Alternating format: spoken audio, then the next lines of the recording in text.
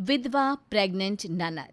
सरस्वती जी के दो बेटे शिवम और भूषण हैं और एक बेटी कावेरी। शिवम की बीवी मोहना और भूषण की बीवी वंदना। कावेरी का विवाह प्रणीत नाम के एक नेक आदमी से होता है। प्रणीत का इस दुनिया में कोई नहीं होता।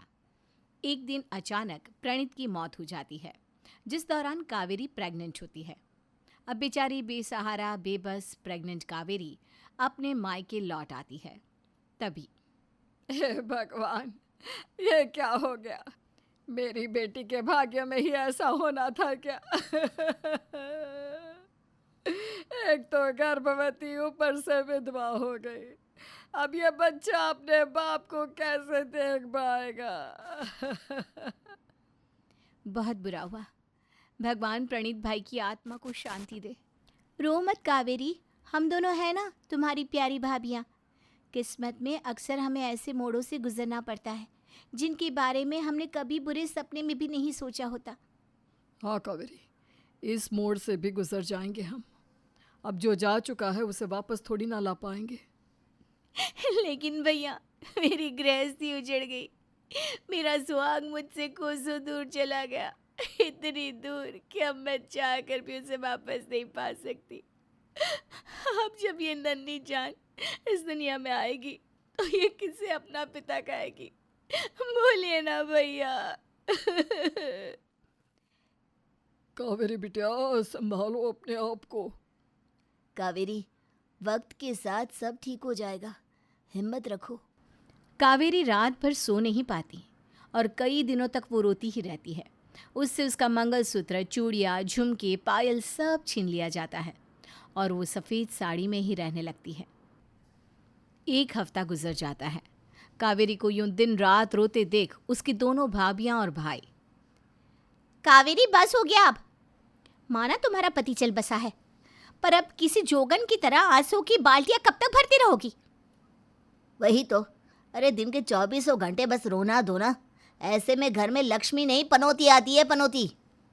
जाओ, जाकर बर्तन घिस दो सारे और आंगन की भी सफाई कर देना। काम में बिजी रहोगी तो माइंड डिस्ट्रैक्ट नहीं होगा। अगर एक जगह पर ही बैठी रहोगी तो रोती ही रहोगी ना। अरे उठ ना, समझ में नहीं आ रहा क्या तुझे? या कानपुर में भी हड़ताल हो गई है? तुम सब उस पर इतना चिल्ला क्यों रहे हो? नंद किशोर जी, कुछ कहिए ना इन बच्चों से। माँ, तुम तो चुप ही रहो। ए कावेरी, चल जा काम कर।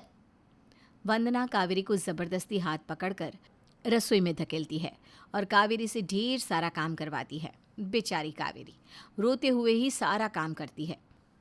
वंदना और मोहना दोनों क्रूर भाभियां दिन रात नौकरानियों की तरह काम करवाती हैं और भूषण और शिवम भी उनकी ही बातों में आकर अपनी बहन पर अत्याचार करते। नंद किशोर कुछ नहीं कर पाते और ना ही सरस्वती। माँ, मेरे हाथ में कांच चुभ गई है, मुझे बहुत दर्द हो रहा है। बस बेटा, रो मत, मैं तुझे अभी ये दवा लगा देती हूँ, दर्द कम हो जाएगा। हाँ बच्ची। ओ महारानी, ज़्यादा ड्रामा मत किया कर, समझी? चल, आज तुझे अपने हाथों से सबके कपड़े धोने हैं और तीनों टाइम का खाना भी पकाना है और आज मालपुए भी बनेंगे। चल उठ। मोहना बहू, अपने हाथ में रहो। भूलो मत, यह इस घर की बेटी है। तुमसे ज़्यादा हक है इसका इस घर की हर चीज़ों पर। वाकई में आपकी याददाश्त ना उम्र के साथ ढलती ही जा रही है। अरे भूल गई क्या? ये सारी जायदाद हमारे नाम पर है। आपने और पापा जी ने अपने शुभ हाथों से ही तो साइन किए थे उन प्रॉपर्टी के पेपर्स पर। और उस वक्त आपने अपनी बेटी के नाम पर जायदाद का आधे से भी कम हिस्सा रखा था, है ना? बेटियां शादी के बाद पराई हो जाती हैं और अब इस कावेरी का इस घर में कुछ नहीं बचा, ना कोई हक ना अधिकार। बहू, तुम सब ये कैसी बातें कर रही हो? ओ पापा जी, आप तो ना चुप ही रहो, अपना मुंह बंद रखो। आए मैडम, चल, तुझे हम दोनों की साड़ियाँ इस्त्री भी करनी है। कल हम दोनों को पड़ोस की शादी में भी जाना है। ठीक है। और आप दोनों प्रिय माननीय माँ जी, पापा जी, अगर आप दोनों ने और एक बार अपनी ज़ुबान चलाई ना या अपनी बेटी की साइड लेके कुछ भी कहा तो फिर 1 मिनट के अंदर आप दोनों को वृद्धाश्रम में भेज देंगे हम। याद रखिएगा। बेचारे सरस्वती और नंदकिशोर अपनी बेटी कावेरी पर अत्याचार होते देखकर कुछ भी नहीं कर पाते। खाने में मेज पर भी जहाँ सभी इकट्ठा होकर बैठते हैं, वहीं कावेरी जब बैठने जाती है तो राजकुमारी जी कहाँ बैठने चली? हाँ, जाओ जाकर हम सबके लिए सलाद काटो और पापड़ तल कर ले आओ, जल्दी करो। हाँ, ये बड़ी साथ में बैठेगी। खाने दो ना उसे मोहना बहू, सुबह से सिर्फ काम ही कर रही है, ऊपर से गर्भवती है। फल फूल ना सही, कम से कम 2 वक्त का खाना तो खाने दो उसे। भूषण बेटा, शिवम बेटा, तुम दोनों तो कुछ बोलो अपनी बीवियों को। भूल गए क्या अपनी बहन को? वही बहन जिसने हमेशा हर साल तुम दोनों की कलाई पर राखी बांधी है। छोटी होकर भी इतनी देखभाल की है तुम दोनों की। बस बस, ज़्यादा चने के झाड़ पर मत चढ़िए पापा जी। ये इस घर में रह रही है, इसके सर पर एक छत है ना, वही इसके लिए बहुत है। इसी को हमारी मेहरबानी समझो। इससे ज़्यादा हम और कुछ कर भी नहीं सकते इसके लिए। और हम आप दोनों को भी बोल देते हैं, जिसको इस घर में रहना है रहे और जिसको जाना है जाए। प्रेग्नेंट होते हुए भी कावेरी पूरे घर का काम करती, ज़रा भी आराम ना करती। उसे चक्कर आते, बुखार आता, कई बार तबीयत खराब होती, लेकिन फिर भी वंदना और मोहना उस पर अत्याचार करते ही रहते। एक दिन सरस्वती और नंदकिशोर चुपके से कावेरी के पास आते हैं। माँ, पापा, आप दोनों। कावेरी बिटिया, तुम चली जाओ यहाँ से, भाग जाओ। वो हमारी गली के बाहर जो मंदिर है ना, वहाँ गरीब और बेसहारा लोगों की मदद करते हैं। उनसे कह के तुझे हम किसी और शहर भेज देंगे बेटा। आओ बेटा, यूं घुट घुट कर तिल तिल कर जीने से अच्छा है कि एक बार की ही उड़ान ले लो। लेकिन मैं अकेली नहीं जी पाऊंगी माँ, पापा, भैया, भाभी, ये चारों मिलकर आप लोगों पर भी वैसा ही अत्याचार करेंगे जैसा ये मेरे साथ करते हैं। नहीं, आप दोनों भी चलेंगे मेरे साथ। हम तीनों अपने जीवन की नई शुरुआत करेंगे। लेकिन कावेरी बिटिया, शायद कावेरी सही कह रही है सरस्वती। और फिर कावेरी, सरस्वती और नंदकिशोर तीनों भी रात में अपना सारा सामान लेकर वहाँ से चुपके से भाग जाते हैं और लखनऊ की बस लेकर लखनऊ चले जाते हैं। वहाँ जाकर तीनों एक छोटे से घर में रहते हैं। कावेरी घर बैठे सिलाई का काम करती और जो थोड़े बहुत पैसे आते उनसे वो लोग घर चला लेते। दूसरी तरफ मर गए होंगे कहीं जाकर। मुझे तो बस दिख जाए तीनों में से कोई किसी दिन कहीं, मैं प्रलय ला दूंगी। हाँ, सोचा नहीं था कि कावेरी इतना बड़ा तीर मार जाएगी, वो भी हमारी नाक के नीचे।